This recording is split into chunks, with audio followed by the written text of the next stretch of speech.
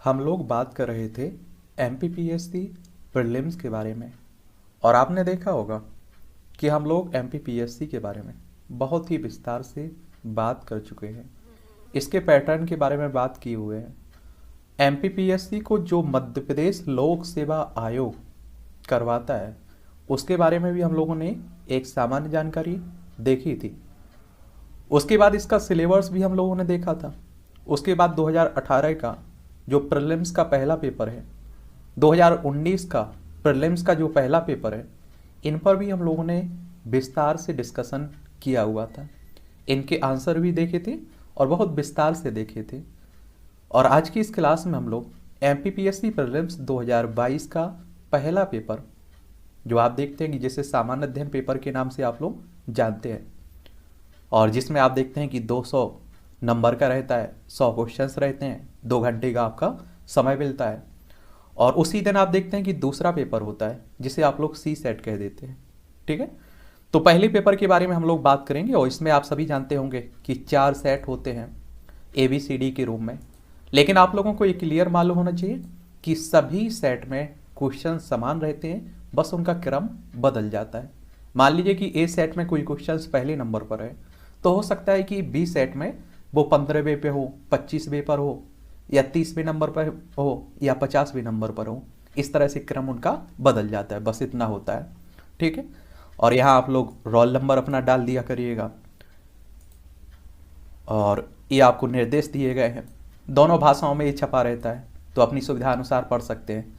और याद रखिएगा, इसमें कोई माइनस मार्किंग नहीं है, यानी कि आपका क्वेश्चन अगर गलत होता है आंसर भरने में तो कोई नंबर नहीं कटेगा। और दूसरी तरफ आप देखें यूपीएससी और आपके यूपीपीसीएस हो, इनमें माइनस मार्किंग आप लोगों को देखना होता है। और अगर आपका आंसर गलत हो जाता है तो उसका आप लोगों को भुगतान करना पड़ता है कुछ। लेकिन एमपीपीएससी में अभी तक तो नहीं है ऐसा कुछ। चलिए, पहला क्वेश्चन हमारे सामने है। मध्य प्रदेश का पन्ना जिला किस खनिज के लिए प्रसिद्ध है? मैग्नीज, संगमरमर, अभ्रक और हीरा। तो आप सभी जानते हैं कि पन्ना की खानें हीरा के लिए प्रसिद्ध है। किसके लिए? हीरा के लिए प्रसिद्ध है। और मध्य प्रदेश को आप लोग हीरा प्रदेश के नाम से भी जानते हैं। देखिए, हमारा प्यारा भारत है और यहाँ आप लोगों को बीच में देखने को मिलेगा मध्य प्रदेश। और आप देखते हैं कि इसे आप लोग हृदय प्रदेश के नाम से भी जानते हैं, आप लोग इसे टाइगर प्रदेश के नाम से भी जानते हैं, नदियों का मायका भी आप लोग कहते हैं, सोया प्रदेश भी आप लोग कहते हैं। भोपाल इसकी राजधानी है। और आप देखेंगे कि इससे लगे हुए राज्य छत्तीसगढ़ हो, उत्तर प्रदेश, राजस्थान, गुजरात और महाराष्ट्र। अब आप देखिए कि मध्य प्रदेश क्षेत्रफल में दूसरे नंबर पर है। लेकिन जब तक छत्तीसगढ़ मध्य प्रदेश का हिस्सा था, क्षेत्रफल में सबसे बड़ा राज्य हुआ करता था आपका मध्य प्रदेश। तो ये भी आप लोग याद रखिएगा।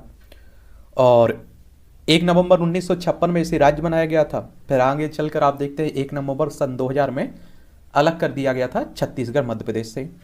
अभी वर्तमान में यहाँ 230 सीटें हैं विधानसभा में, लोकसभा में 29 सीटें हैं, राज्यसभा में 11 सीटें देखने को मिलेंगी।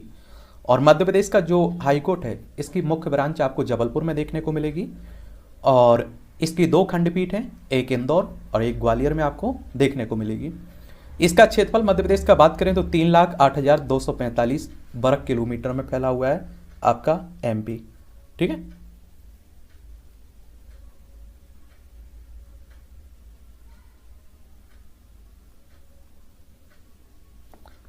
तो ये भी याद रखिएगा। अगला क्वेश्चन हम लोग देखते हैं। चंबल नहर सिंचाई परियोजना संबंधित है सिंध बेसिन से, गंगा बेसिन से, यमुना बेसिन से, ताप्ती बेसिन से। तो ये आप लोगों को मालूम होगा कि किससे है संबंधित। ये है आपका यमुना बेसिन से। किससे? यमुना बेसिन से।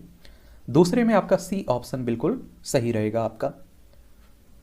और चंबल आप लोग मध्य प्रदेश में एक नदी भी तो देखते हैं, जो आप देखते हैं कि यमुना नदी में मिल जाती है फिर। तो इसके बारे में चंबल नदी आप लोग देखते होंगे।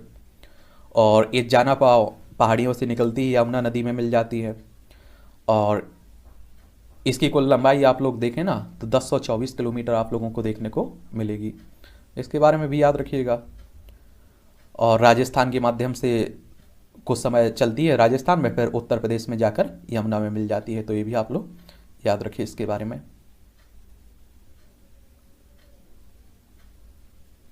आप लोग इसे चरमनवती के नाम से भी जानते थे।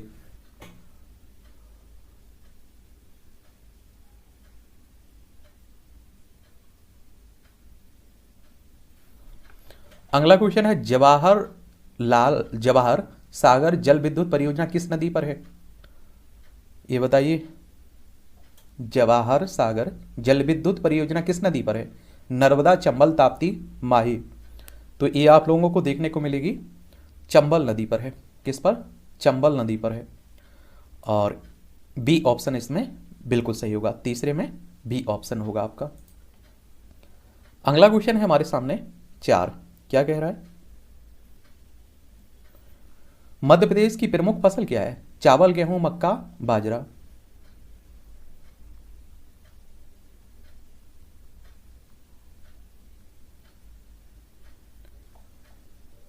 तो इसमें आप देखेंगे क्या होगा, बी ऑप्शन, गेहूं। ठीक है, गेहूं। अगला क्वेश्चन है 5, निम्नलिखित में से कौन सी एक फसल व्यापारिक नहीं है? गन्ना, कपास, केला, बाजरा। 3 तो आप देखेंगे व्यापारिक व्यापारिक फसलें होंगी, एक नहीं है। कौन नहीं है इसमें, बताइए? तो इसमें आप देखेंगे बाजरा नहीं है, बाकी तीनों देखने को मिलेंगी। 5 में आपका डी होगा। 5 में क्या होगा? डी होगा।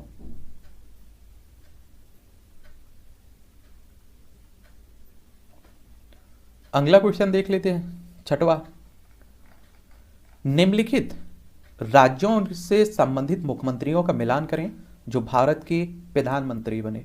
यानी कि पहले मुख्यमंत्री रहे हैं, उसके बाद आगे चलकर आप ये देखेंगे प्रधानमंत्री बने हैं। तो ये आप लोगों से कई बार क्वेश्चन पूछे।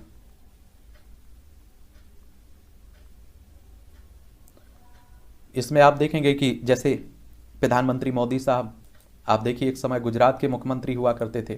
कहाँ के? गुजरात के।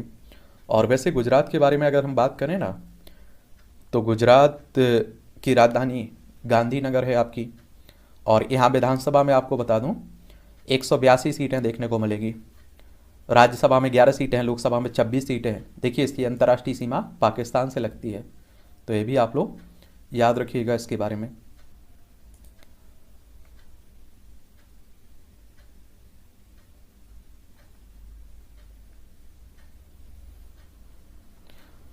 तो पीवी नरसिम्हा राव, ये आप देखेंगे अविभाजित आंध्र प्रदेश के मुख्यमंत्री थे। अविभाजित कहने का मतलब कि आंध्र प्रदेश पहले तेलंगाना पहले आंध्र प्रदेश का हिस्सा हुआ करता था, लेकिन 2 जून 2014 में आंध्र प्रदेश से अलग करके आपका तेलंगाना राज्य बन चुका था। देखिए जिसकी राजधानी हैदराबाद है, आंध्र प्रदेश की राजधानी अमरावती आपको देखने को मिलेगी। उसके बाद आप देखेंगे पीवी नरसिम्हा राव अविभाजित आंध्र प्रदेश के, मोरारजी देसाई ये आप देखेंगे बम्बई के, और एच.डी. देवगौड़ा ये आप देखेंगे कर्नाटक के, चरण सिंह ये आप देखेंगे अविभाजित उत्तर प्रदेश के। क्योंकि आप सभी को मालूम है कि उत्तर प्रदेश में पहले उत्तराखंड भी हुआ करता था, सन 2000 में उत्तर प्रदेश से अलग करके उत्तराखंड बन चुका था। और नरेंद्र मोदी साहब गुजरात के। तो इस तरह से आप देखेंगे इसमें डी ऑप्शन आपका बिल्कुल सही रहेगा, डी ऑप्शन बिल्कुल सही रहेगा। अगला क्वेश्चन है 7वां, भारत के सर्वोच्च न्यायालय में निम्नलिखित में से किस प्रकार के न्यायाधीश और न्यायाधीशों की नियुक्ति की जा सकती है? तदर्थ न्यायाधीश, अतिरिक्त न्यायाधीश। तो साथ में आपको बताना है। देखिए एक तो तदर्थ न्यायाधीश बिल्कुल सही होगा, लेकिन दूसरा गलत होगा। इसमें क्या होगा? गलत होगा, यानी कि ए ऑप्शन बिल्कुल सही रहेगा साथ में। अब यहाँ देखिए सुप्रीम कोर्ट की बात हुई है, भारत के सर्वोच्च न्यायालय की बात हुई है, और हमारी सर्वोच्च अदालत है। और आप देखते हैं कि किसी को किसी पर भरोसा हो, सरकारों पर ना हो, लेकिन सुप्रीम कोर्ट पर भरोसा जरूर रहता है। एक संवैधानिक संस्था है, संविधान का अनुच्छेद 124 आप देखेंगे इसके से स्थापना की बात करता है। 1 अक्टूबर 1937 में ये आपका फेडरल कोर्ट ऑफ इंडिया के रूप में इसकी स्थापना हुई थी। आगे चलकर सुप्रीम कोर्ट ऑफ इंडिया के रूप में 28 जनवरी 1950 में आया था। इसके जो न्यायाधीश होते हैं उनकी आप देखिए रिटायरमेंट यानी कि सेवानिवृत्ति की उम्र 65 साल होती है। तो ये भी आप लोग याद रखिएगा। आप लोगों को बताना है, आपके पास गूगल मास्टर तो है ही, गूगल बाबा, कि पहले मुख्य न्यायाधीश हमारे कौन थे, और जिस समय आप लोग देख रहे हैं उस समय पहले न्यायाधीश कौन थे, ये आप लोग बताइएगा इसका आंसर जा।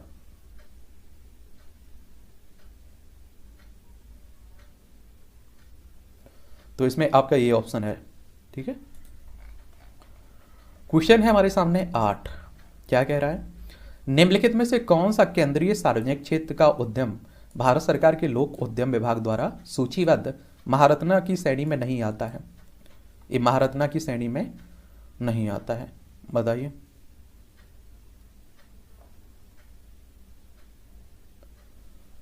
Bharat heavy electricals limited, coal India limited, Indian oil corporation limited, all India oil India limited.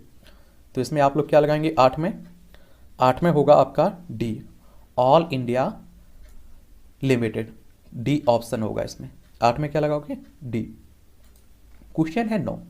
वित्तीय क्षेत्र के मूल्यांकन समिति की सह अध्यक्षता किसके द्वारा की जाती है? वित्तीय क्षेत्र के मूल्यांकन समिति की सह अध्यक्षता किसके द्वारा की जाती है?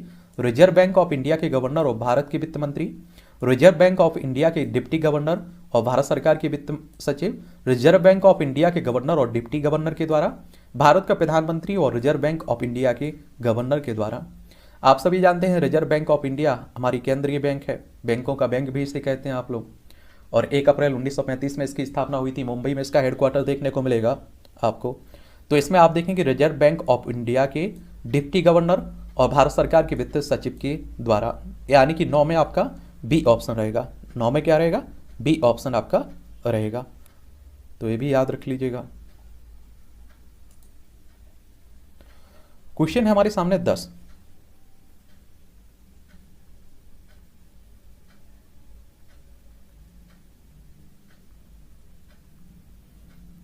क्या पूछ रहा है? ये कह रहा है गैर बैंकिंग वित्तीय कंपनियां के लिए लोकपाल योजना 2018 को किस दिनांक को भारतीय रिजर्व बैंक द्वारा प्रभावी रूप से पेश किया गया था? 26 जनवरी 2018, 23 जनवरी 2018 और 26 फरवरी 2018, 23 फरवरी 2018। तो 10 में आप देखेंगे डी ऑप्शन होगा, 23 फरवरी 2018। ठीक है। क्वेश्चन है हमारे सामने 11। फरवरी 2021 में किस पड़ोसी देश में सेना का द्वारा तख्ता पलट किया गया था? नेपाल, बांग्लादेश, श्रीलंका, म्यांमार। तो ये म्यांमार में किया गया था। आप देख लीजिए हमारा पड़ोसी है म्यांमार, जिसे बर्मा के नाम से भी जानते हैं। मिजोरम, मणिपुर, नागालैंड, अरुणाचल प्रदेश, 4 राज्यों की सीमा भी हमारी म्यांमार से लगती है। इसमें क्या लगाओगे? 11 में आपका डी। क्वेश्चन है हमारे सामने 12। अंतर्राष्ट्रीय ओलंपिक समिति का मुख्यालय कहाँ देखने को मिलेगा? Vena, Lausanne, Geneva, Madrid. तो ये आप लोगों को देखने को मिलेगा कहाँ है? 12 में लुसाने में आप लोगों को देखने को मिलेगा।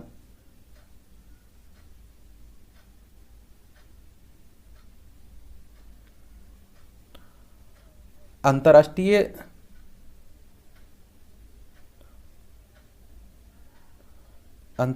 अगर हम लोग ओलंपिक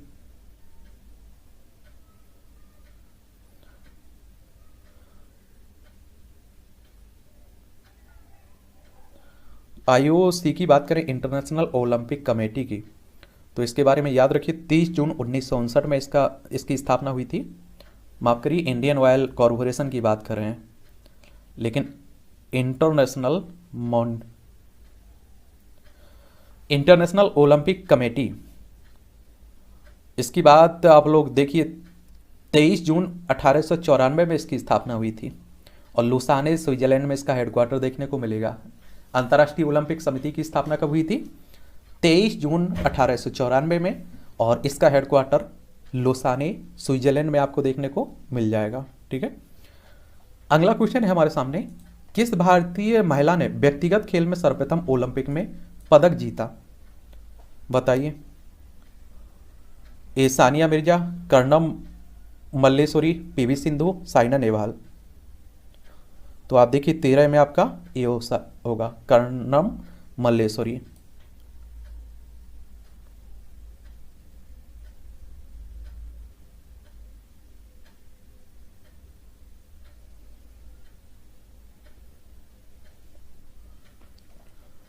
तो इसमें क्या लगाओगे? 13 में 13 में आपका ए ऑप्शन बिल्कुल सही होगा। क्वेश्चन है हमारे सामने 14। मध्य प्रदेश शासन द्वारा खेल प्रशिक्षकों को प्रदत्त किए जाने वाले निम्नलिखित में से कौन सा पुरस्कार सर्वोच्च है? द्रोणाचार्य पुरस्कार, विक्रम पुरस्कार, एकलव्य पुरस्कार, विश्वामित्र पुरस्कार। 14 में आप देखेंगे विश्वामित्र पुरस्कार होगा आपका। क्या? विश्वामित्र पुरस्कार?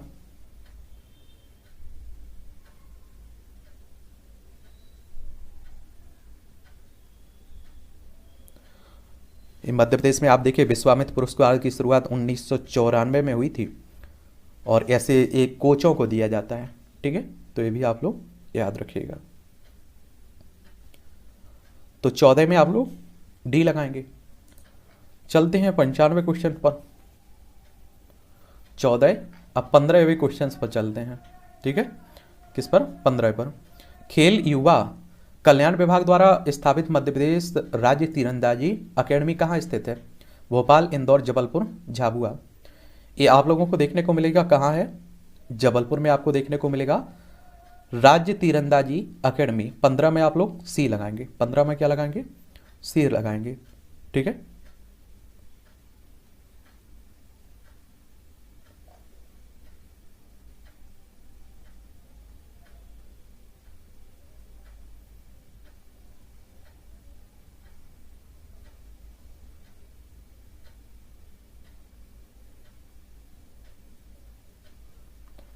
अगला क्वेश्चन है हमारे सामने 16। निम्नलिखित कथनों पर विचार करना है।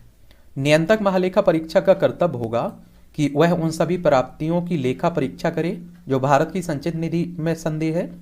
और दूसरा कह रहा है नियंत्रक महालेखा परीक्षक को संघ या किसी राज्य के किसी कार्यालय या विभाग में रखे गए भंडारों या स्टॉक की लेखाओं की लेखा परीक्षण करने उनकी बाबत में रिपोर्ट देने का प्राधिकार होगा। तो इसमें सही आप लोगों को चुनना है 16 में। तो इसमें आप देखेंगे दोनों सत्य हैं आपके। क्या है? दोनों सही हैं आपके, सत्य हैं। 16 में बी ऑप्शन होगा। लेकिन आप लोगों को CAG के बारे में कुछ बता देता हूं पॉइंट, क्योंकि इससे आप देखते हैं कि हर साल क्वेश्चंस एक ना एक आता रहता है। यानी कि आपका भारत की नियंत्रक महालेखा परीक्षक की बात हो रही है। और वैसे तो आप देखिए कि इसके बारे में भीमराव अंबेडकर साहब का, जो हमारे संविधान के पिता कहे जाते हैं, उनका एक बड़ा अच्छा कथन चर्चा में रहता है। भारत का नियंत्रक महालेखा परीक्षक कैग भारत के संविधान का सबसे महत्वपूर्ण अधिकारी है। वह ऐसा व्यक्ति है जो यह देखता है कि संसद द्वारा अनुबंध खर्चों की सीमा से अधिक धन खर्च न होने पाए या संसद द्वारा विनियोग अधिनियम में निर्धारित मदों पर ही खर्च किया जाए। जिसके लिए खर्च किया जा रहा है उसी के लिए हो, ऐसा नहीं किसी और के लिए हो। वैसे आप देखिए महालेखा कार्यालय के रूप में इसकी स्थापना 1858 में हुई थी। तो ये भी याद रखिए, वो समय समय पर इसका नाम बदलता गया। क्या बदलता गया? नाम बदलता गया। और 1947 तक अपरिवर्तित रहा। लेकिन स्वतंत्रता के बाद आप देखें भारतीय संविधान के अनुच्छेद 148 में भारत के राष्ट्रपति द्वारा एक नियंत्रक महालेखा परीक्षक नियुक्ति किए जाने का प्रावधान किया गया था। और इसके आपके आर्टिकल आप लोग पढ़ेंगे। वैसे आप देखिए कि राष्ट्रपति जी इसकी नियुक्ति करते हैं और इसका कार्यकाल 6 वर्ष या 65 वर्ष की आयु जो भी हो, दोनों में से रखी गई है। और संविधान का अनुच्छेद 148 इसमें क्या कहता है? ये कहता है आपका संविधान का अनुच्छेद 148 इसकी नियुक्ति की बात करता है।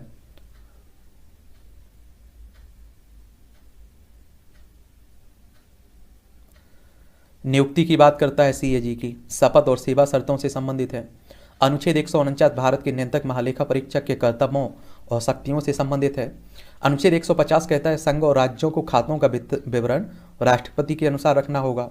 अनुच्छेद 151 कहता है कि संघ के खातों से संबंधित CAG की रिपोर्ट राष्ट्रपति को सौंपी जाएगी, जो संसद के प्रत्येक सदन के पटल पर रखी जाएगी।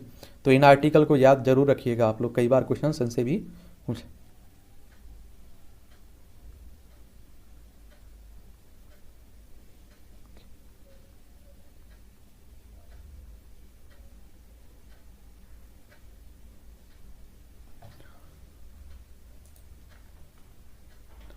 नीति आयोग के प्रथम उपाध्यक्ष कौन थे? नीति आयोग आप सभी जानते हैं योजना आयोग को स्थापित करके आया हुआ है नीति आयोग, और 1 जनवरी 2015 में यह आया हुआ था। आप सभी को यह भी मालूम होगा। राजीव कुमार, अमिताभ कांत, अरविंद पनगड़िया, राव इंद्रजीत सिंह। तो ये 17 में आप लोग देखेंगे क्या होगा? सी, अरविंद पनगड़िया साहब। और इसका अगर पूरा नाम बताएं ना, नीति आयोग का national institution for transforming India है इसका पूरा नाम। एक तरह से आप देखिए थिंक टैंक के रूप में काम करता है। तो ये भी आप लोग, अभी वर्तमान में अगर हम लोग बात करें तो मोदी साहब इसके आप देखते हैं कि क्या रहते हैं, अध्यक्ष रहते हैं, जो प्रधानमंत्री जिस समय हो। सुमन बेरी वाइस चेयरपर्सन है और परमेश्वरम अय्यर सीईओ हैं अभी वर्तमान में, ठीक है। पहले योजना आयोग आप लोग सुनते थे ना, उसी को रोक कर प्रतिस्थापित करके आया हुआ है।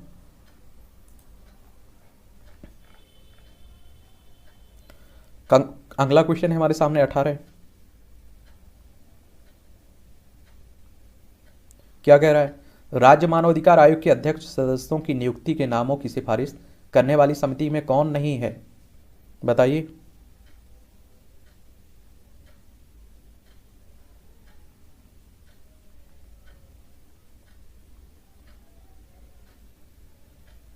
मुख्यमंत्री, विधानसभा का अध्यक्ष, गृह मंत्रालय की प्रभारी और राज्यपाल।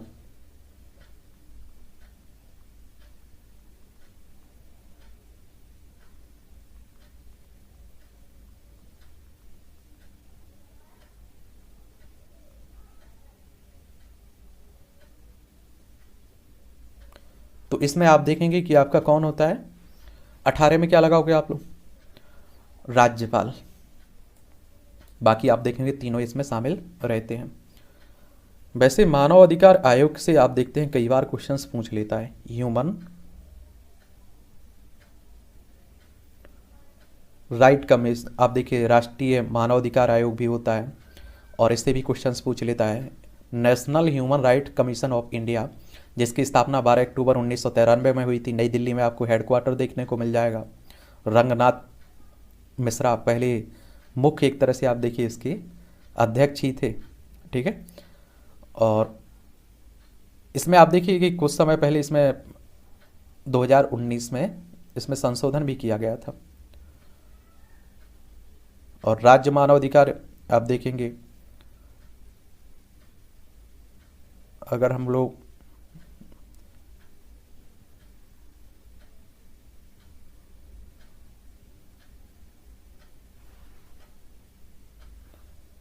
मध्य प्रदेश मानवाधिकार आयोग का मुख्यालय आपको भोपाल देखने को मिल जाएगा। 1 सितंबर 1995 में इसकी स्थापना हुई थी, तो ये भी आप लोग याद रखिए। इसमें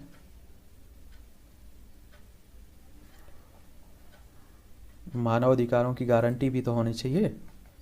संविधान के भाग 3 में आप लोग मौलिक अधिकार भी देखते हैं। क्वेश्चन है हमारे सामने 19। राष्ट्रीय हरित न्यायाधिकरण के किसी भी निर्णय से व्यथित कोई व्यक्ति सर्वोच्च न्यायालय में अपील कितने दिन के भीतर दायर कर सकता है? एनजीटी की बात हो रही है। नेशनल ग्रीन ट्रिब्यूनल देखते हैं ना, जिसकी स्थापना 2010 में हुई थी। तो ये आप देखेंगे 19 में आप लोग क्या कहते हैं? 19 कहता है आपका डी ऑप्शन, 90 दिन। डी ऑप्शन बिल्कुल सही होगा आपकी 19 में, ठीक है।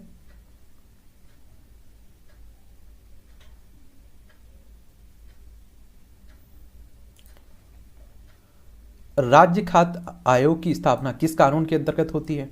राज्य खाद्य आयोग की स्थापना किस कानून के अंतर्गत होती है? राष्ट्रीय खाद्य सुरक्षा अधिनियम 2013, राष्ट्रीय खाद्य सुरक्षा अधिनियम 2019, राष्ट्रीय खाद्य सुरक्षा अधिनियम 2020। तो इसमें 20 में आप देखेंगे राष्ट्रीय खाद्य सुरक्षा अधिनियम 2013 के अंतर्गत इसकी स्थापना होती है। तो 20 में आप लोग क्या लगाएंगे? A option.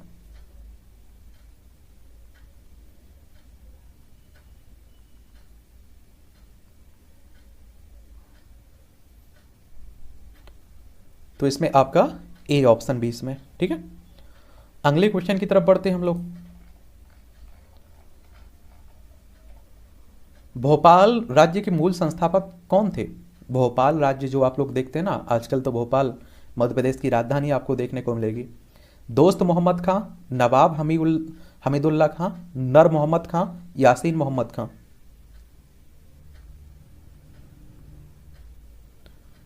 तो इसमें आप देखेंगे दोस्त मोहम्मद खां होंगी। 21 में आपका ए ऑप्शन बिल्कुल सही रहेगा। राजा वीर सिंह देव की राजधानी कहाँ थी? बांधवगढ़, गाहोरा, नरों की गढ़ी, गढ़ा मंडला। तो 22 में आप देखेंगे कि आपका गाहोरा होगा, ठीक है। 22 में आपका बी ऑप्शन होगा। क्वेश्चन है हमारे सामने 23। मांडू विजय दक्षिण विजय की कुंजी था, यह किसने कहा था? मांडू आप लोगों ने देखे अभी होगा, जाया करिएगा ऐसी जगह पर। मलिक कपूर, शीतल देव, एनोल मुल्क मुल्तानी, अमीर खुसरो। तो इसमें आप देखेंगे अमीर खुसरो ने कहा था ये तोता ए हिंद। क्वेश्चन है हमारे सामने 24, भीमबेटका को किसने खोजा था? भीमबेटका को किसने खोजा था? Doctor H D Sankalia, doctor Shyam सुंदर निगम, डॉक्टर विष्णुधर वाकनकर, डॉक्टर राजबली पांडे। तो इसमें आप देखेंगे कि आपका डॉक्टर विष्णुधर वाकनकर होंगे, यानी कि 24 में आपका सी होगा। 24 में क्या लगाओगे? सी। क्वेश्चन है 25, मध्य प्रदेश में सर्वाधिक पाई जाने वाली जनजाति कौन सी है? गोंड, कोरकू, भील, कोल। तो इसमें भील आप देखेंगे, क्या होगा? भील होगा। और वैसे आपको मालूम होगा कि सबसे ज़्यादा जनजाति भी आपको मध्य प्रदेश में ही देखने को मिलती है। अगला क्वेश्चन है हमारे सामने 26, सूची 1 सूची 2 को सम्मिलित करना है, सही जोड़ी एक तरह से आप कह लीजिए। घास के मैदान हो गए, देश महाद्वीप हो गए, ठीक है। तो इसमें आप देखेंगे कि 26 में क्या कह रहा है? स्टेपीज, ये आप लोगों को देखने को मिलेगा दक्षिण अफ्रीका में देखने को मिलेगा। पेरिज, ये आपको संयुक्त राज्य अमेरिका में देखने को मिलेगा। वेल्स, ये आप लोगों को कहाँ देखने को मिलेगा? ये आपका,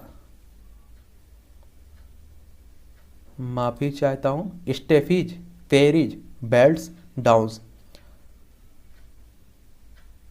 तो स्टेपीज आपका रूस में देखने को मिलेगा, ठीक है।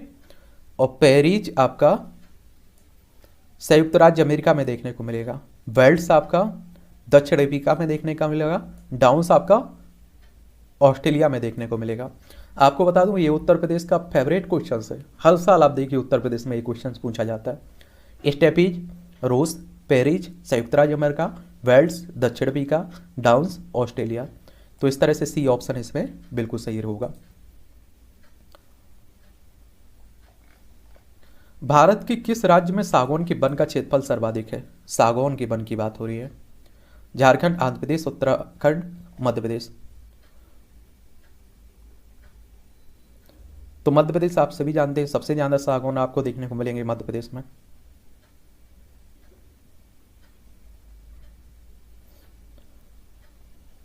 अगला क्वेश्चन है 28, निम्नलिखित में से कौन सा एक सम्मिलित नहीं है? यानी कि 3 तो आपके सम्मिलित होंगे, एक आपका सम्मिलित नहीं होगा। आंसी राष्ट्रीय उद्यान कर्नाटक, बालपक्रम राष्ट्रीय उद्यान मेघालय, चंदौली राष्ट्रीय उद्यान गुजरात, हिमेश राष्ट्रीय उद्यान लद्दाख।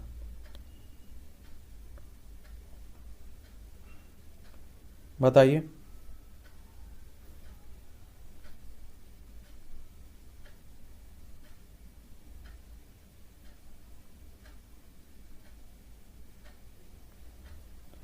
तो इसमें आप देखेंगे सी ऑप्शन होगा। ये चंदौली नेशनल पार्क आपको महाराष्ट्र में देखने को मिलेगा। बाकी आपके 3 सही हैं और गुजरात की जगह महाराष्ट्र होता तो ये भी सही होता, ठीक है। तो 28 में आप लोग सी लगाएंगे। क्वेश्चन है हमारे सामने 29, भारतीय खनिज पदार्थों का भंडार किसे कहा जाता है? भारतीय खनिज पदार्थों का भंडारण किसे कहा जाता है? भंडार। तो ये आप देखेंगे कि छोटा नागपुर पठार, बुंदेलखंड का पठार, मालवा का पठार, बघेलखंड का पठार। तो 29 में आप लोग देखेंगे कि छोटा नागपुर की पठार को कहा जाता है, ठीक है। अगला क्वेश्चन है 30, निम्नलिखित 2 कथन दिए गए हैं, एक को कथन ए और दूसरे को कारण आर कहा गया है और दिए गए कूट से सही उत्तर चुनना है आपको। एक कथन क्या कह रहा है? पंजाब, हरियाणा, उत्तर प्रदेश भारत के प्रमुख गेहूं उत्पादक राज्य हैं। आर कह रहा है, कारण कह रहा है अपवाहित उर्वर भूमि शीतकाल में 10 डिग्री से 15 डिग्री सेंटीग्रेड तापमान लगभग 75 सेंटीमीटर औसत वार्षिक वर्षा गेहूं के उत्पादन के लिए आवश्यक है। तो 30 में आप लोग देखेंगे ए और आर दोनों सही हैं। आर ए की सही व्याख्या भी करता है, यानी कि ए ऑप्शन बिल्कुल सही है। इस तरह के क्वेश्चंस आप देखिए मध्य प्रदेश में नहीं पूछे जाते थे। 2020 का पेपर कठिन ही आया था, क्योंकि आप देखेंगे इस तरह के क्वेश्चंस यूपीएससी में आते हैं फंसाने के लिए, ठीक है। अगला क्वेश्चन है 31, पद्म श्री भूरी बाई किस लिए प्रसिद्ध है? बताइए। चित्रकारी, संगीत, नृत्य, लेखन। 31 में आप देखेंगे ए होगा, चित्रकारी के लिए। और पद्मश्री की बात करें तो आप सभी जानते हैं 1954 में पहली बार ये दिया गया था।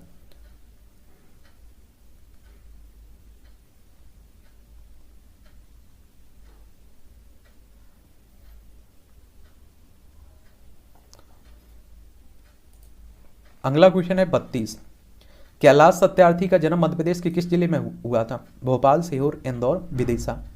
और आपको मालूम होगा कि इन्हें नोबेल पुरस्कार भी मिला। बचपन बचाओ आंदोलन चलाते हैं, बच्चों की जिंदगी सुधारते हैं। भोपाल, सीहोर, इंदौर, विदिशा। तो 32 में आप देखेंगे कि विदिशा होगा। इसमें क्या होगा? विदिशा होगा। क्वेश्चन है हमारे सामने 33। 750 मेगावाट का solar power plant Madhya Pradesh के किस जिले में स्थित है? सतना, रीवा, मंडला, नीमच। तो ये आप देखेंगे 33 में आपका बी होगा, रीवा में आपको देखने को मिलेगा ये। क्वेश्चन है हमारे सामने 34। मिजोरम में स्थित फावंगपुई राष्ट्रीय उद्यान को किस अन्य नाम से भी जानते हैं? मिजोरम में है ये आपका। तो ये आप देखेंगे कि काला पर्वत उद्यान, नीला पर्वत उद्यान, पीला पर्वत उद्यान, मिजो हिल्स उद्यान। तो इसे आप लोग नीला पर्वत उद्यान कहते हैं। और मिजोरम की बात हो रही है तो आप लोगों को बता दूं मिजोरम के बारे में। ये मैप में चलिए, आप लोग भारत का मैप भी दिखाई दे रहा होगा, ये मिजोरम है। और आप सभी जानते हैं इसकी सीमा आप देखिए त्रिपुरा और मणिपुर और असम से लगती है। देशों में म्यांमार से भी लगती है और बांग्लादेश से भी इसकी सीमा लगती है। ठीक है। और आइजोल इसकी राजधानी है। यहाँ विधानसभा में 40 सीटें हैं, राज्यसभा में 1 सीट है और लोकसभा में 1 सीट देखने को मिलेगा। 20 फरवरी 1987 में से राज्य बनाया गया था। क्या राज्य बनाया गया था? अगला क्वेश्चन है 35। फरवरी 2021 में प्रधानमंत्री द्वारा किस शताब्दी समारोह की शुरुआत की गई है?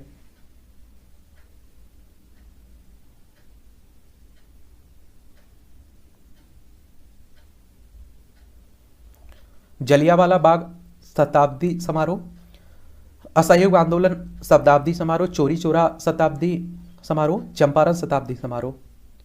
ये आप देखें 35 में आपका सी ऑप्शन होगा। 35 में सी, चोरी चौरा शताब्दी समारोह। आप सभी जानते होंगे क्या हुआ था कि असहयोग आंदोलन चल रहा था और उसी बीच आप देखेंगे चोरी चौरा की घटना हो जाती है, चोरी चौरा कांड हो जाता है। 4 फरवरी 1922 की बात थी और जो गोरखपुर के पास आपको देखने को मिलेगा। और अब आप देखिए चोरी चौरा जो कांड था ना, इसका नाम बदल दिया गया। अब क्या कर दिया गया? इसे आप देखेंगे कि चोरी चौरा एक तरह से ऐसा नहीं लगता था कि अजीब घटना।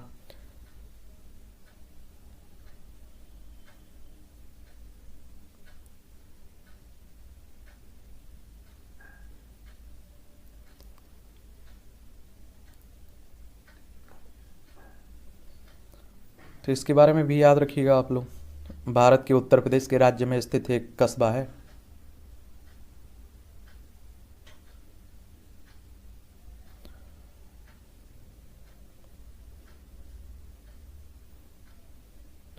चलिए अगले क्वेश्चन की तरफ बढ़ते हैं। अगला क्वेश्चन है हमारे सामने 36। निम्नलिखित कथनों पर विचार करना है। देखिए इस तरह के क्वेश्चंस आते हैं सिविल सर्विस में, समझ रहे हैं, बड़े हाई फाई रहते हैं। भारत के निर्वाचन आयोग के मुख्य निर्वाचन आयुक्त को उच्चतम न्यायालय के न्यायाधीश के वेतन के बराबर वेतन का संदेह किया गया है। भारत के निर्वाचन आयोग के मुख्य निर्वाचन आयुक्त का कार्यकाल पद ग्रहण करने की तारीख से 6 वर्ष की अवधि या 65 वर्ष की आयु जो भी पहले तब होगा। एक चुनाव आयुक्त किसी भी समय मुख्य चुनाव आयुक्त को संबोधित करते 100 हस्ताक्षरित लेख द्वारा अपना पद त्याग सकता है। 36 में आप लोग क्या लगाएंगे? तो इसमें आप देखेंगे एक भी आपका सही है और 2 सही है, लेकिन तीसरा आपका बिल्कुल गलत देखने को मिलेगा। 36 में आपका सी होगा। इलेक्शन कमीशन ऑफ इंडिया की बात करें तो आप देखते हैं विधानसभा हो, विधान परिषद हो, राज्यसभा हो, आप देखते हो लोकसभा हो, राष्ट्रपति उपराष्ट्रपति, ये सभी चुनाव करवाता है। 25 जनवरी 1950 में इसकी स्थापना हुई थी। इसका नई दिल्ली में हेडक्वार्टर देखने को मिलेगा। पहले मुख्य चुनाव आयुक्त हमारे सुकुमार सेन थे और वर्तमान में आप लोग जब देख रहे हैं उस समय कौन है ये आप लोग नीचे को बताना है। ये संवैधानिक संस्था है, अनुच्छेद 324 के तहत इसकी स्थापना की गई थी। ठीक है, तो ये भी आप लोग याद रखिएगा इसके बारे में। तो इसमें ए ऑप्शन लगाएंगे आप लोग। 36 में क्या लगाओगे? 36 में ए ऑप्शन होगा। क्वेश्चन है अगला 37। क्या कह रहे हैं? भारतीय संविधान की 7वीं अनुसूची की किस सूची और प्रविष्टि का संबंध राज्य के विधानमंडल के निर्वाचन से संबंधित है? भारत राज्य के विधानमंडल के निर्वाचन से। सूची 1 प्रविष्टि 72, सूची 2 प्रविष्टि 27, सूची 2 प्रविष्टि 37, सूची 3 प्रविष्टि 32। तो 37 में आप लोगों को बता दूं कि जो मध्य प्रदेश लोक सेवा आयोग है इसने ए को भी सही माना था और आप देखेंगे सी को भी सही माना था, यानी कि इस ए सी, जिसने ए लगाया होगा उसका भी सही होगा और जिसने सी लगाया होगा उसका सही होगा। ठीक है, तो ये भी आप लोग याद रखिएगा।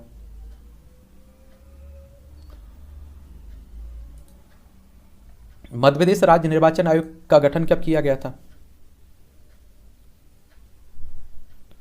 बताइए।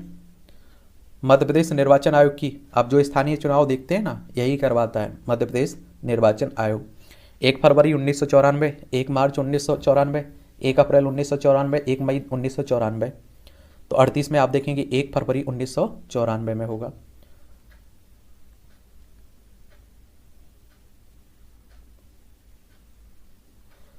मध्य प्रदेश निर्वाचन आयोग की बात हो रही है, तो ये आप लोग याद रखिएगा। और अनुच्छेद 243 का, यानी कि के, और अनुच्छेद 243 जेड ए और अनुच्छेद 324 के प्रावधानों के साथ भारत का संविधान राज्य चुनाव आयोगों की शक्ति का निर्माण सुरक्षा सुनिश्चित करता है। ठीक है, तो ये भी आप लोग याद रखिएगा इसके बारे में।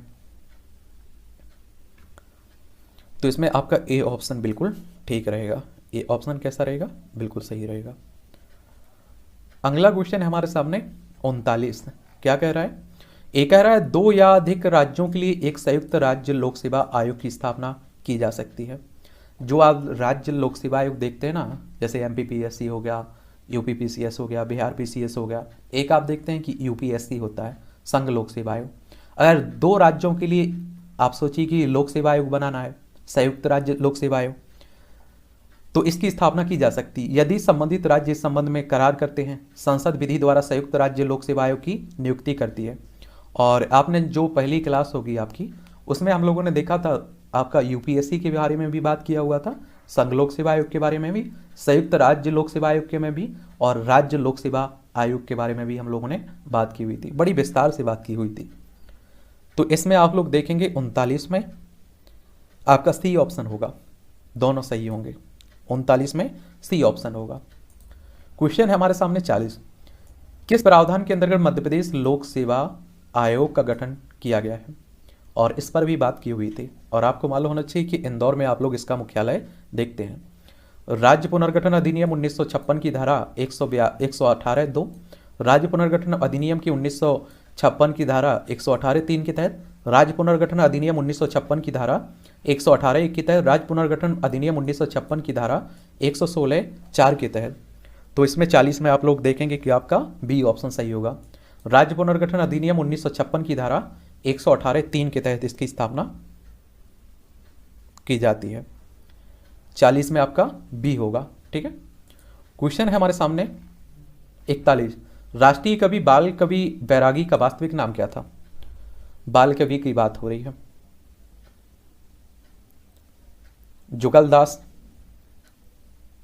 जुगलदास, बालकिशन दास, टीकम दास, नंदराम दास।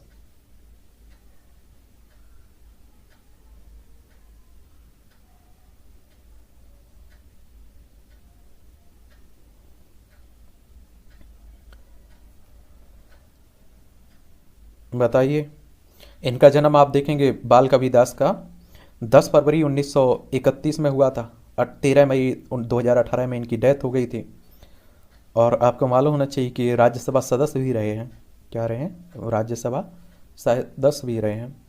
तो इसमें आपका डी ऑप्शन होगा। 41 में क्या होगा, डी, नंदराम दास होगा। ठीक है, अगला क्वेश्चन है हमारे सामने।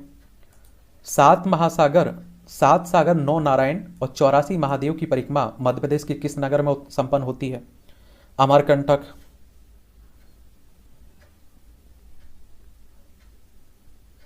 चित्रकूट,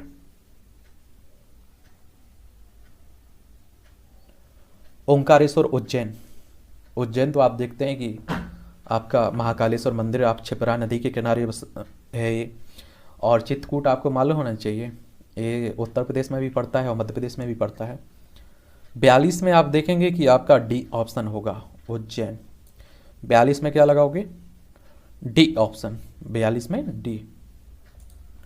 क्वेश्चन है हमारे सामने 43 राजा भोज किस कवि ने जैन धर्म अपना लिया था?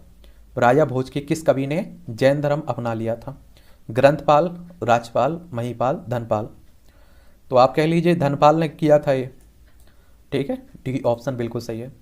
विश्व प्रसिद्ध पर्यटन स्थल सांची का प्राचीन नाम यह भी था। काकनाम, बैतवती, बेसनगरी, दसपुर। तो सभी आप जानते होंगे कि 44 में आप लोग क्या लगाओगे? काक नाम। ठीक है, और आपको मालूम होना चाहिए अशोक से संबंधित आपका ये है, सांची का स्तूप अशोक ने बनवाया था ना, बौद्ध धर्म से जुड़ा हुआ है। अगला क्वेश्चन है 45 टंड्या भील का वास्तविक नाम क्या था? टंटिया, गणपत, बिजनिया, टंडरा। ये आप देखें 45 में आपका ए ऑप्शन बिल्कुल सही है और डी ऑप्शन बिल्कुल सही है। इसके दो नाम ये आप देखें, एमपीपीएससी ने आपका ए को भी सही माना था और डी को भी सही माना था। टंटिया भील। और आप देखेंगे इनके बारे में बात करें तो 26 जनवरी 1842 में इनका जन्म हुआ था। 4 दिसंबर 1889 में इनकी डेथ हो गई थी। ठीक है, फांसी दे दी गई थी इन्हें। स्मारक इनका पाताल पानी मध्य प्रदेश में आपको देखने को मिलेगा और इन्हें लोग प्यार से मामा भी कहते थे। क्या? मामा। अगला क्वेश्चन है हमारे सामने 46 जेनेटिक कोड की विशिष्ट विशेषताएं हैं, कौन कौन सी हैं इसमें? ये आप देखेंगे कि यह पर्याय सार्वत्रिक होता है, यह 3 न्यूक्लियोटाइड क्षारकों का बना होता है जो 20 अमीनो अम्लों के संगत होते हैं, और यह अनित्यव्यापी और गैर अस्पष्ट और कोमारहित होता है, और इनमें एक प्रारंभन और एवं एक समापन कोडॉन होता है। इनमें से कौन सा कथन सही कथन आप लोगों को चुनना है 46 में? क्या? सही कथन। तो इसमें आपको चारों सही है बिल्कुल। ठीक है, यानी कि डी ऑप्शन आपका सही होगा, उपयुक्त सभी। और एमपीपीएससी की मेन साइट से आप लोग इस पेपर को डाउनलोड कर सकते हैं। टेलीग्राम पर भी इस पेपर को उपलब्ध करा देंगे, वहाँ से भी आप लोग डाउनलोड कर लीजिएगा। राष्ट्रीय अगला क्वेश्चन 47 राष्ट्रीय विषाणु विज्ञान संस्थान कहाँ है? राष्ट्रीय, ये आप देखेंगे कहाँ है? राष्ट्रीय विषाणु विज्ञान संस्थान की बात हो रही है। पुणे में, हैदराबाद में, मुंबई, लखनऊ। तो ये आप देखेंगे पुणे में आपको देखने को मिलेगा। कहाँ? पुणे में देखने को मिलेगा। ए ऑप्शन बिल्कुल सही है। क्वेश्चन है 48 भारत ने किस देश के साथ नीली अर्थव्यवस्था समुद्री संस्थानों पर सतत विकास हेतु साझेदारी के लिए टास्क फोर्स का निर्माण किया है? Switzerland, Norway, Sweden, France. तो ये किया है नॉर्वे के साथ। किसके साथ? नॉर्वे के साथ। क्वेश्चन है 49 आम की नीलम एवं अल्फांसो के मध्य क्रॉस से किस संकर किस्म के फल का विकास हुआ है? आम्रपाली, दशहरी, रत्ना, बादामी। तो आप देखते होंगे कि यह है रत्ना का हुआ है। अगला क्वेश्चन है 50 राष्ट्रीय स्वास्थ्य मिशन की जननी सुरक्षा योजना का मुख्य उद्देश्य क्या है? माता एवं शिशुओं की मृत्यु दर को कम करना और आमजन को सुरक्षित शारीरिक संबंधों के लिए बढ़ावा देना और विधवा महिलाओं को पेंशन उपलब्ध कराना, गरीब लोगों को आश्रय उपलब्ध कराना। तो इसमें आप देखेंगे माता एवं शिशु की मृत्यु दर को कम करना इसका उद्देश्य है। 50 में आप लोग ए ऑप्शन लगाएंगे। क्या लगाएंगे? ए ऑप्शन आप लोग लगाएंगे। राष्ट्रीय स्वास्थ्य मिशन की बात हो रही है।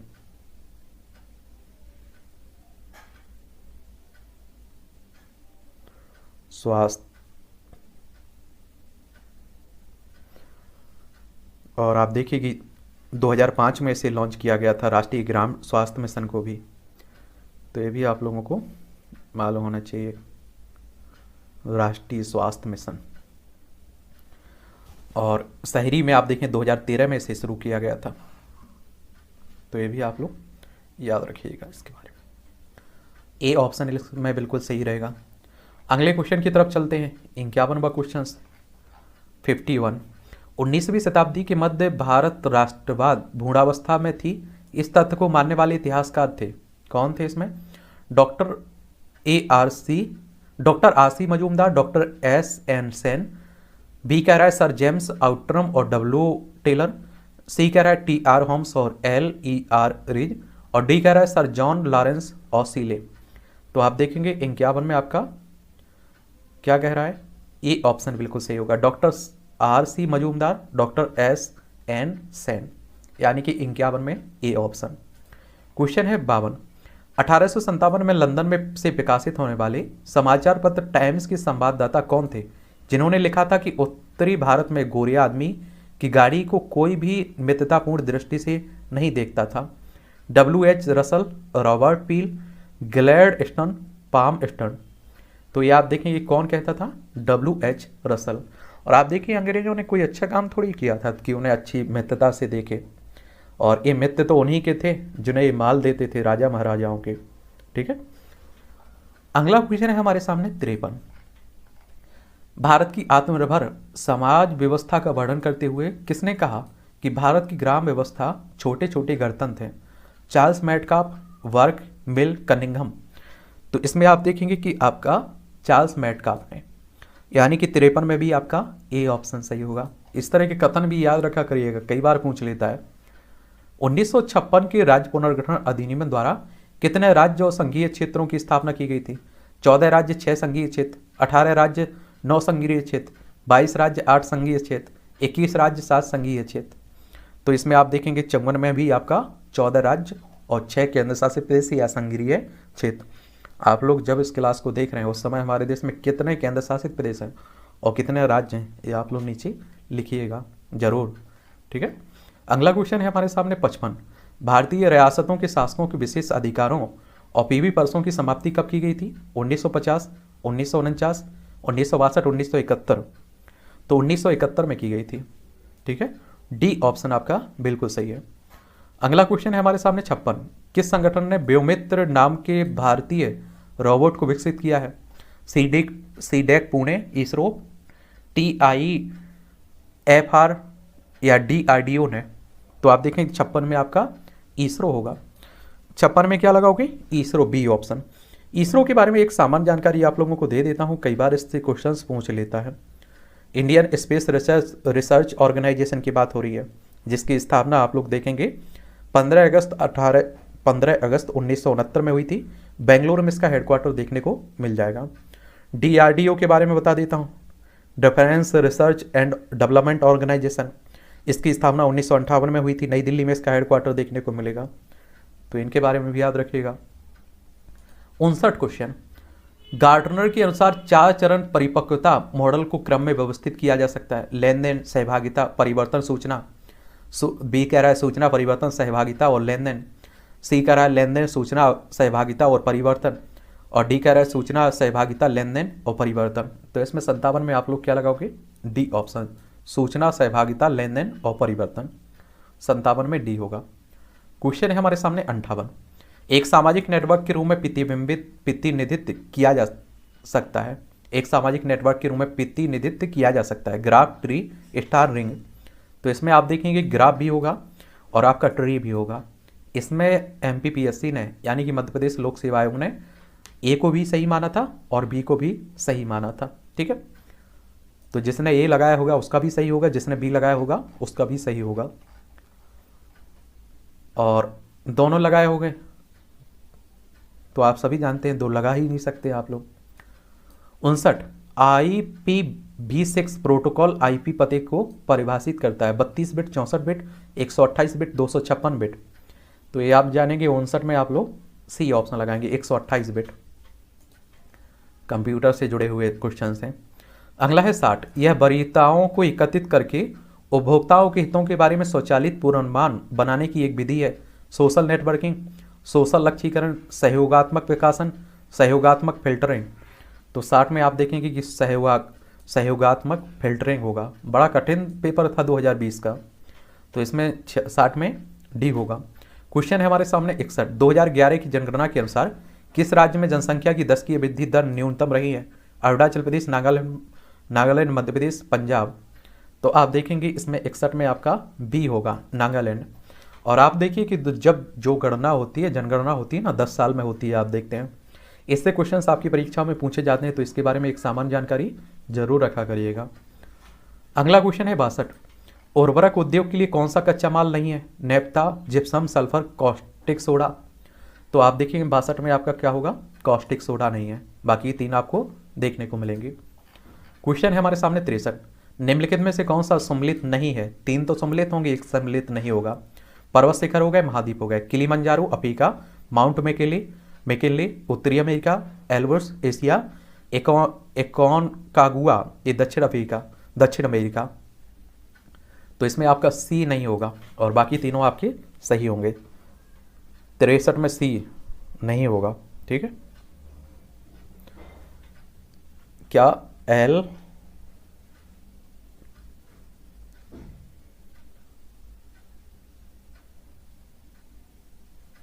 यूरोप की सबसे ऊंची चोटी है माउंट एल्ब्रस पर, ही आपको देखने को मिलेगी।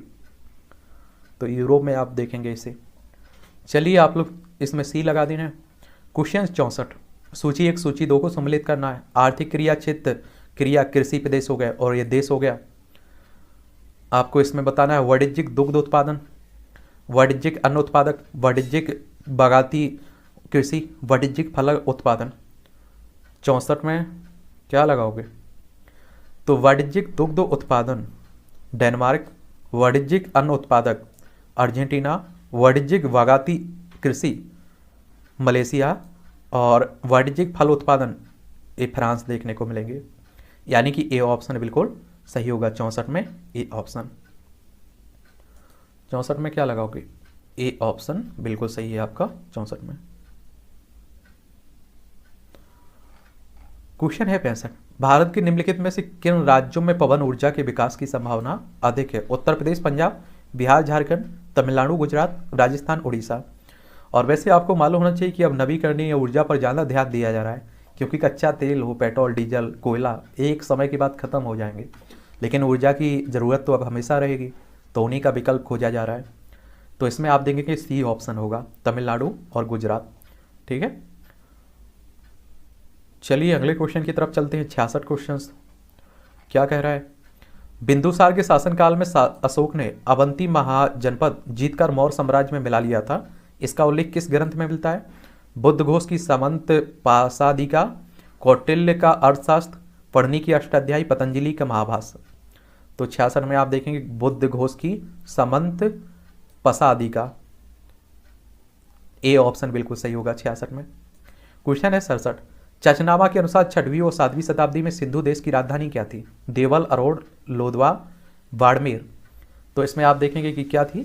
67 में आपकी अरोड़ थी, अरोड़, ठीक है। 67 में भी होगा। क्वेश्चन है हमारे सामने 68, मुगल कालीन ग्रंथ मासिर ए आलमगिरी किसकी रचना थी? साकी मुस्तैद खां, हातिम खां, काजिम सिराजी, खफी खां। तो इसमें आप देखेंगे कि आपका साकी मुस्तैद खां की, ए ऑप्शन बिल्कुल सही है। क्वेश्चन है हमारे सामने 69, मध्यकालीन भारतीय इतिहास में पन्ही तथा उपानहे का उल्लेख किस संदर्भ में मिलता है? वस्त्र, आभूषण, आवास, जूता। तो इसमें आप देखेंगे जूता के रूप में मिलता है, ठीक है। पनही, आप लोग अभी भी जाएंगे गांव की तरफ, इसे बोला जाता है हमारी पनही ले आइए, ठीक है। तो 69 में डी होगा। क्वेश्चन है 70, आदि ब्रह्म समाज की स्थापना किसने की थी?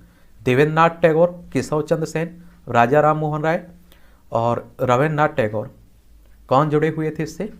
70 में आप देखेंगे ए ऑप्शन देवेंद्रनाथ टैगोर होंगे, देवेंद्रनाथ टैगोर होंगे इसमें। किसकी? आदि ब्रह्म समाज की बात हो रही है।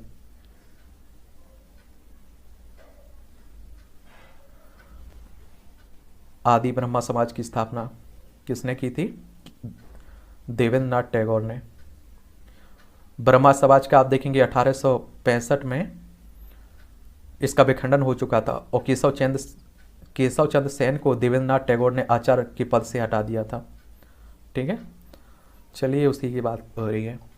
अगला क्वेश्चन है 71, ये क्या कह रहा है? भारत शासन अधिनियम 1919 के अंतर्गत भारतीय विधायिका का अंतिम निर्वाचन किस वर्ष में आयोजित किया गया था? 1930, 1934, 1945, 1947। तो आप देखेंगे 71 में, 1945 में। 71 में सी होगा आपका, 71 में सी होगा आपका, ठीक है। क्वेश्चन है हमारे सामने 72, संविधान सभा के प्रथम मनोनीत उपसभापति कौन थे? TT Krishnamachari, BT Krishnamachari, SC Mukherjee, Frank Anthony. तो 72 में आप देखेंगे फ्रैंक एंथोनी होंगे। 72 में डी होगा आपका। एक और बात बता देता हूँ आप लोगों को, देखिए संविधान की बात करें तो 26 नवंबर 1949 में कुछ प्रावधानों के साथ ये लागू हो चुका था, लेकिन पूरी तरह से 26 जनवरी 1950 में लागू हुआ था। 26 नवंबर को आप लोग संविधान दिवस मनाते हैं, 26 जनवरी को आप लोग गणतंत्र दिवस मनाते हैं, क्योंकि आप सभी जानते हैं कि 26 जनवरी को बहुत सारी संस्थाओं का जन्म भी हो चुका था, गणतंत्र के रूप में हम लोग आ चुके थे। अगला क्वेश्चन चलते हैं 73 की तरफ। क्या पूछ रहा है 73? निम्नलिखित में से कौन सी अभिव्यक्ति भारत के संविधान के अनुच्छेद 108 के अंतर्गत दोनों सदनों की संयुक्त बैठक आहूत करने की सूचना के संबंध में उचित है? राष्ट्रपति का आशय, राष्ट्रपति का निर्देश, राष्ट्रपति का विवेक, राष्ट्रपति की सहमति। तो 73 में आप देखेंगे कि आप देखेंगे कौन? राष्ट्रपति का आशय। और ये क्वेश्चंस कई बार कई परीक्षाओं में पूछ लेता है, बहुत ही महत्वपूर्ण है। ठीक है, तो 73 में आप लोग क्या लगाएंगे? ए। क्वेश्चन है हमारे सामने 74। भारत के संविधान का अनुच्छेद 24 जोखिमपूर्ण कार्यों से संबंधित कारखानों में बालकों के नियोजन को निषिद्ध करता है। ऐसा निषिद्ध है? पूर्ण निषिद्ध, आंशिक निषिद्ध, युक्त निषिद्ध, नैतिक निषिद्ध। तो इसमें 74 में आप देखेंगे कि ए, पूर्ण निषिद्ध। ठीक है, 74 में ए। क्वेश्चन है 75। भारत के संविधान के अनुच्छेद 368 के संबंध में कौन सा कथन सही है? 24वें संविधान संशोधन अधिनियम 1971 के द्वारा अनुच्छेद 368 संशोधित किया गया था। 101वां संविधान संशोधन अधिनियम 2016 के द्वारा अनुच्छेद 368 संशोधित किया गया था। बताइए 75 में क्या लगाओगे? दोनों होंगे। क्या होंगे? सी ऑप्शन बिल्कुल सही होगा। ठीक है, अनुच्छेद 368 संविधान में संशोधन की भी से संबंधित है आपका। तो 75 में सी, 75 में सी। क्वेश्चन है हमारे सामने 76। क्या कह रहा है? मध्य प्रदेश के निम्नांकित राज्यपालों में कौन हरियाणा के मुख्यमंत्री रहे हैं? ए आप देखेंगे राम प्रकाश गुप्ता, राम नरेश यादव, डॉक्टर बलराम जाखड़, डॉक्टर भगवत दयाल शर्मा। तो इसमें आप लोग डी लगाएंगे, डॉक्टर भगवत दयाल शर्मा। क्वेश्चन है 77। मध्य प्रदेश के निम्नलिखित मुख्यमंत्रियों में से कौन मध्य प्रदेश के विधानसभा में नेता प्रतिपक्ष के पद पर नहीं रहे? दिग्विजय सिंह, मोतीलाल नेहरू, मोतीलाल बोरा, वीरेंद्र कुमार सकलेचा, श्याम चरण शुक्ल। और सही उत्तर का चयन आप लोगों को करना है इसमें से। 77 में क्या लगाओगे? तो इसमें आप देखेंगे कि नहीं रहे, 1 और 2 दोनों होंगे, दिग्विजय सिंह और मोतीलाल बोरा, यानी कि इसमें ए ऑप्शन आपका बिल्कुल सही रहेगा। क्वेश्चन है हमारा अगला 78। मध्य प्रदेश विधानसभा की कार्यवाही का सही क्रम है? निधन संबंधी आलेख, राज्यपाल का अभिभाषण, शपथ या प्रतिज्ञान, मंत्रियों का परिचय। सही उत्तर का चयन करना है। इसमें क्रम से एक तरह से आप देखिए लगाने के लिए कहा जा रहा है। तो इसमें आप देखेंगे सबसे पहले शपथ प्रतिज्ञान की बात होती है, फिर आप देखेंगे कि शपथ प्रतिज्ञान के बाद क्या होगा? राज्यपाल का अभिभाषण होगा, फिर उसके बाद क्या होगा? मंत्रियों का परिचय होगा, और फिर आप देखेंगे लास्ट में निधन संबंधी उल्लेख होगा। तो इसमें आपका बी ऑप्शन बिल्कुल सही होगा, 3, 2, 4, 1 के क्रम में। क्वेश्चन है 79।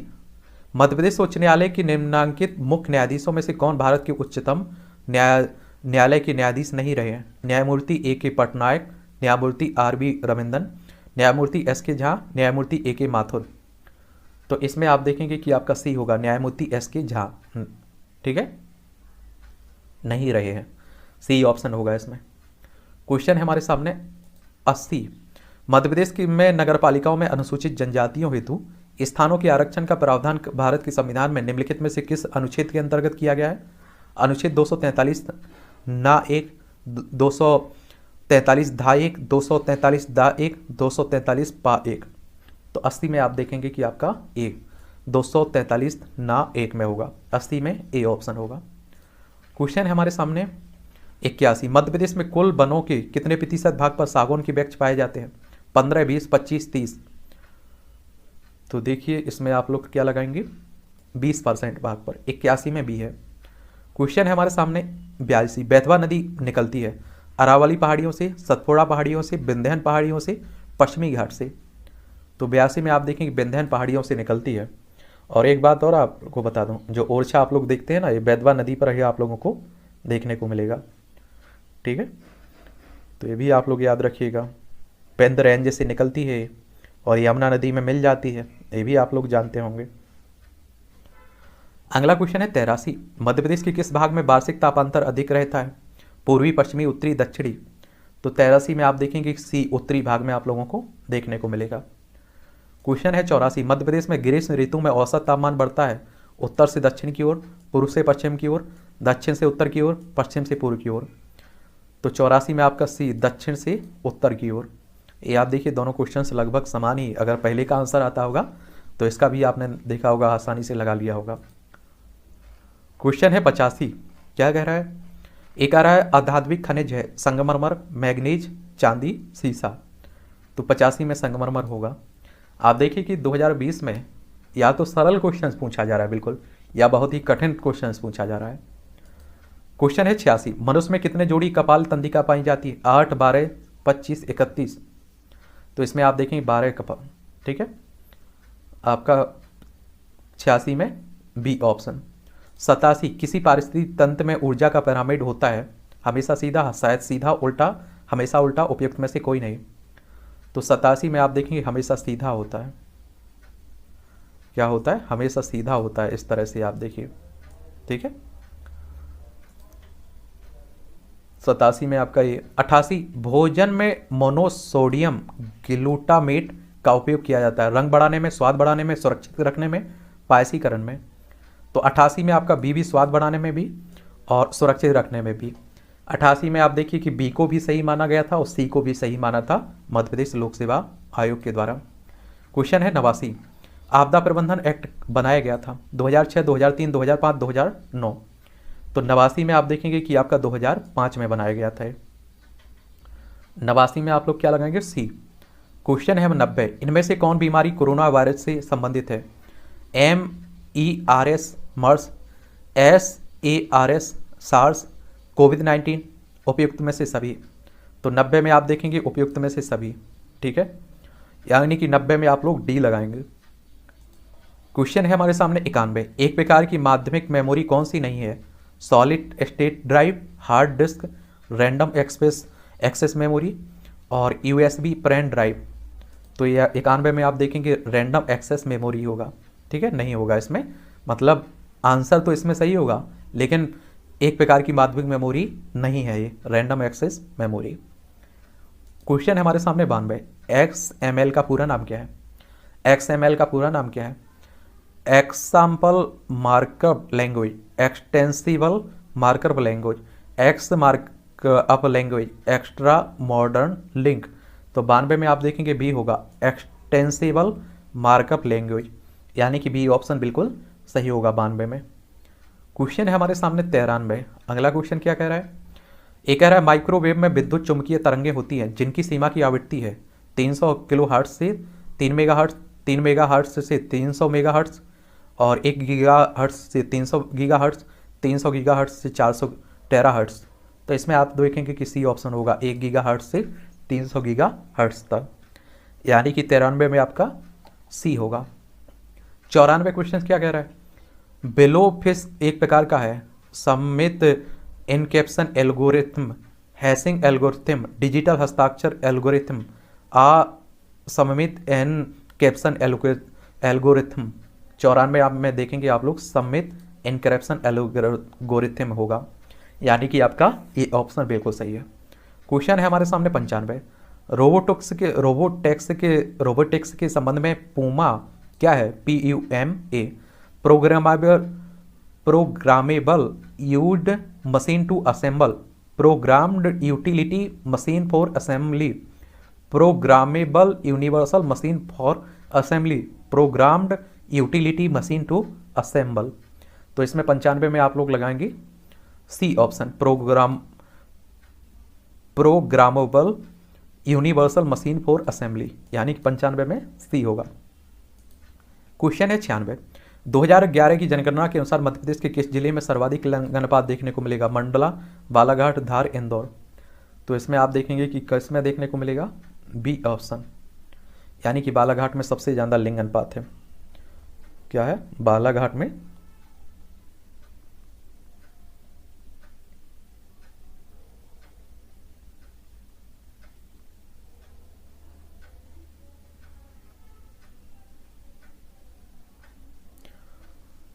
कितना है, 1024 महिलाएं देखेंगे को मिलेंगी बालाघाट मध्य प्रदेश में 1000 पुरुषों पर 1021 महिलाएं, यानी कि अच्छी बात है यहाँ। ठीक है, अगला क्वेश्चन है हमारे सामने 97।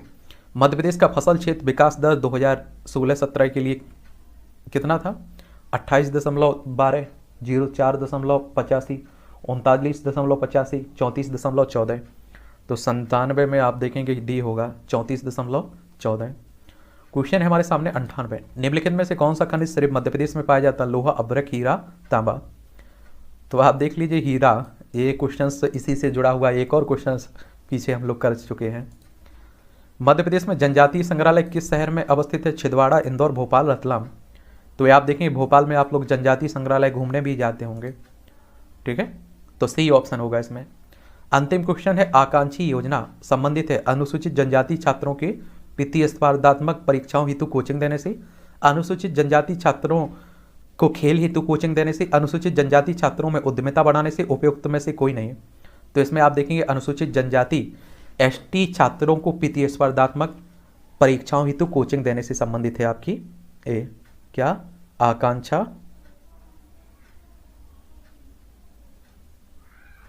आकांक्षा योजना की बात हो रही है।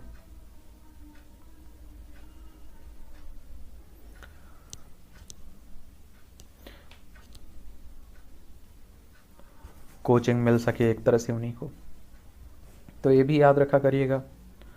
आप लोग भी इसमें भाग ले सकते हैं, लेना चाहिए, मुझे लगता है क्या करना चाहिए, लेना चाहिए। या अनुसूचित जनजातियों के लिए मध्य प्रदेश में।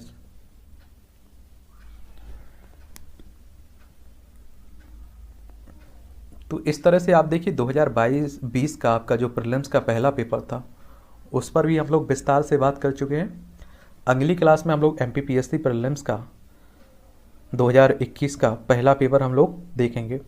दूसरा पेपर आप लोग देखिएगा केवल क्वालिफाइंग रहता है, जो आप देखते होंगे, जो आप लोग वन सेवा देखते होंगे ना, उसमें नंबर जरूर जुड़ते हैं उसके, तो उस पर भी समय मिलने पर बात कर लेंगे। अभी हम लोग प्रीलिम्स पर देख लेते हैं, उसके बाद हम लोग एक स्टडी मटेरियल कवर कर लेंगे और बीच बीच में आपके सी सेट भी हम लोग देखते रहेंगे। ठीक है, और उसमें 33% के करीब आपको नंबर चाहिए होते हैं, आप लोग आराम से ले भी आते हैं, माइनस मार्किंग भी तो नहीं है।